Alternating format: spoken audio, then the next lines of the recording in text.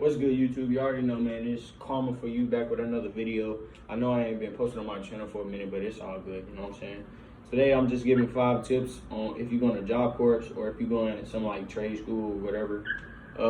I'm not gonna get straight to it, but I'm gonna just tell y'all from my experience, job course. I was prepared to go there. You know what I'm saying? I definitely had clothes. I definitely had all types of cleaning supplies, body wash, stuff like that. But here's a tip for y'all. Make sure y'all bring extra body wash, extra soap, extra shampoo, extra toothpaste, extra mouthwash, just so like when it comes to like a couple months, you'll actually have money saved up so you can actually buy more like stuff. So like if I was you, I would make sure you bring extra stuff for like you getting clean and stuff, just because that is something that you use every day and you can run out very fast. Like depending on who you are, what trades you're in, if you play sports, if you're gonna be sweaty outside, all that. Just make sure you bring extra clean, like extra body hygiene, like extra razors, extra toothbrush, extra toothpaste, extra mouthwash, extra body wash, extra lotion. Like just make sure you bring extra stuff like that, just because stuff like that is just very important to bring, just because you know it's job course, bro. If you're gonna be a resident and you're gonna be staying there, you're gonna need all of that stuff, just because your mom is not gonna be able to bring it to you. I mean, unless you live like close to home and she can come up there, but you just want to make sure you have extra stuff like that, just so you can be prepared for like whenever, like say you get a bottle of shampoo, like, and it run out, you can have another one. You already got another one backing up. You know what I'm saying? You already got a backup. So you don't got to worry about, oh, how am I going to get a backup? Oh, can I use my roommate's stuff? Because you don't want to be dependent on your roommate or anybody else there to give you stuff. Not saying that people won't look out, but you just want to be prepared, so you already know that you got something extra and that you can make it work. Tip number two, when you first get there, it's gonna be a lot of new people you're gonna meet. Just be selective of who you talk to. Just be careful of who you give your information to and who you tell your business to, because people will try to start drama with you. People will try and switch up on you. People will try to use what you're telling them against you. People will try and tell other people about your story and You probably didn't even expect it. You probably was just trying to be cool, trying to think that they would fuck with you or they'll be your friend, but they switch up and they end up telling somebody your business. So just be selective of who you give your information to, who you talk to, who you're friends with, because that is one of the things that will like really affect your time there, or have to do with how you spend your time there. You know what I'm saying? Just hang around the right people and just be selective of who you choose as your friends. Because like from my experience, like I had some cool people I was cool with, you know what I'm saying, a couple people I was cool with, but it was also some people that I thought I was cool with that kind of switched up. You know, they kind of switched up. They started playing. They started being weird. They started doing other stuff. Started telling people my business. Started creating drama. So I don't want you to experience that being in a job course. I just want you to have kind of a good time. Not saying that you won't experience it, because it's stuff like that always happens no matter where you go. But I just want to kind of give you a little heads up, a little tip.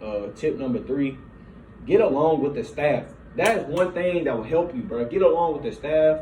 If you don't want to get a job off campus, and get a job on campus, like work at the cafeteria, be the landscaper or something, like work with the maintenance or something. Try and like get pull and get connections with people who are the staff, because they will make your time there a lot easier, and like you can build relationships. They can help you when it comes to like you getting close to your ending, or you getting close to finishing job course and you getting your trade and stuff. They can help you get jobs and stuff like that.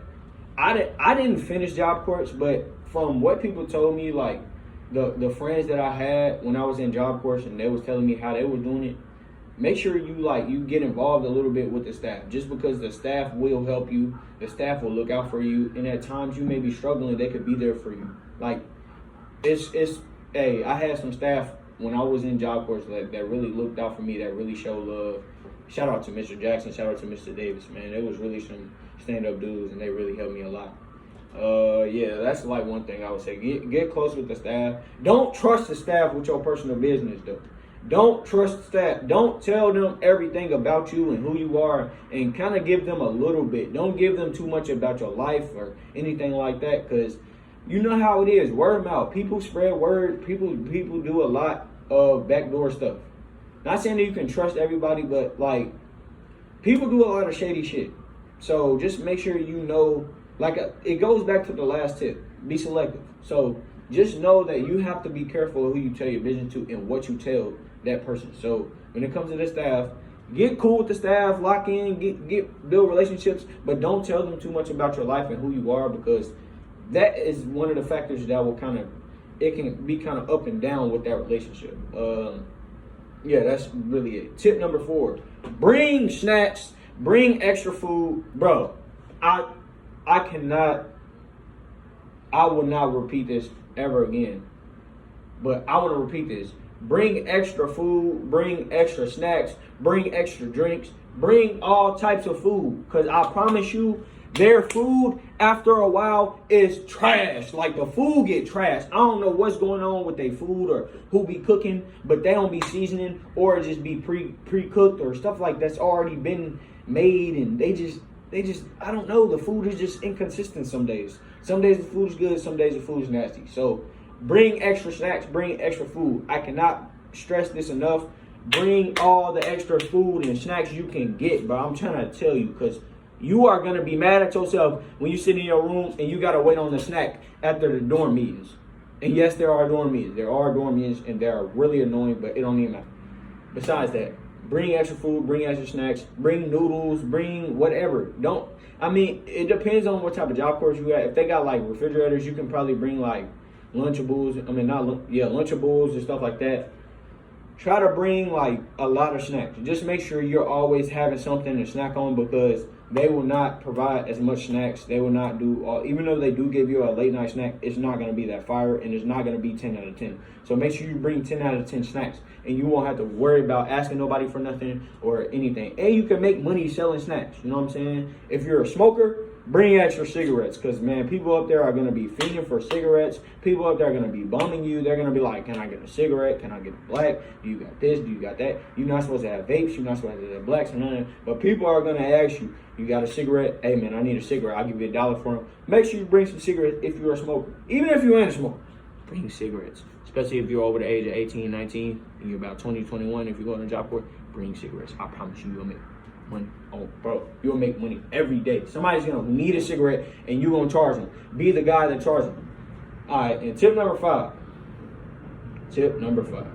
Make sure you know what trade you want to get into. They are going to have trade shadows and stuff like that, but you want to make sure the trade that you're choosing is really something that you want to do, because you could get in a trade and you just not feel it no more, and you can't really switch out. You know what I'm saying? You can't switch out, or even if you do switch out, it's going to take a minute for you to be able to switch out. So make sure you know exactly what trade you're going in there for and what you're actually going in there for.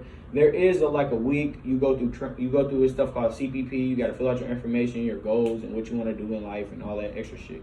But make sure you know what trade you want to go to. Like, depending on the job course, the one I went to, it had brick masonry, welding. They had cement work. They had BCTC, which is building construction technology. They had CNAs. They had pharmacy techs. They had all types of different trades.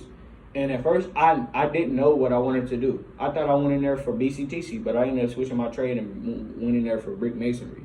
So sometimes what may happen is you may switch up on what trade you want. You feel me? You may trade shadow the trades you thought you wanted, and it's not really it. Figure out what trade you want to do, because that's what you're going to be doing every day. You're going to be waking up every day, going to that trade, dealing with that instructor, and dealing with the people in there. So you just make sure you know which trade you're going to pick, and just put in the time, put in the effort, and just see where you go with it. See how good you become at your trade, or see how the people who work with you and stuff, like, really make it work for you, because you don't want to be there and you're in a trade that you don't want to be in. You know what I'm saying? You don't want to be there and you chose the wrong trade, or you made a wrong decision and you can't really go back and change it. Just make sure you pick the right trade, and that you're even asking people who are in the trade, how do you like it? How's the instructor? What is it like? What is the work like when you're in CPP? That is like your first 2 weeks.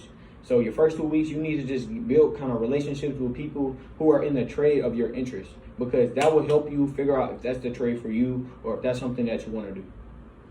These are my tips, and I'm gonna make some more videos. This is just the 5 tips. So remember, extra hygiene stuff, bring snacks, be selective of who you hang out with, get closer to staff if you want help, if you want more, and make sure you know what trade you're getting into. Those are the tips. And you know what I'm saying? Go ahead and hit that subscribe button, hit that red button, man. Go ahead and hit a like. You know what I'm saying? Go ahead, leave a comment if you enjoyed this video or if this helped you on your journey to go on the job corps.